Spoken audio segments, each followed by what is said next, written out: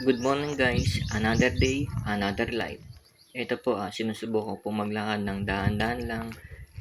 Yun po pinapakaramdaman ko po yung apektado na paa ko. Nilalakad ko siya ng dahan-dahan kung tatabingi pa siya. Yun po yung pakaramdam ko po talaga doon sa affected na paa ko is mahina pa. Kailangan po talaga maglakad-lakad lagi, mag-exercise para po lumakas yung affected side. 5 years na po akong stroke na laging nag-exercise, naglalakad-lakad talaga para makabalik sa normal. Yun, hindi po talaga ako nagsawang mag-exercise kasi po gusto ko po talaga makarecover, makabalik sa dati po.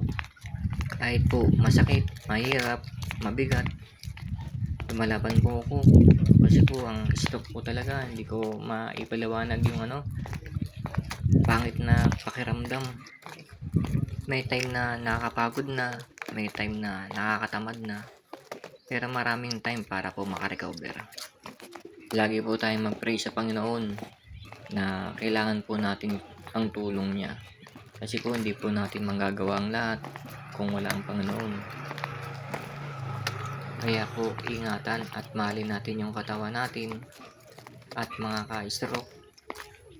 May pag-asa po na gagaling at makakabalik tayo dahan-dahan sa normal. God bless you all.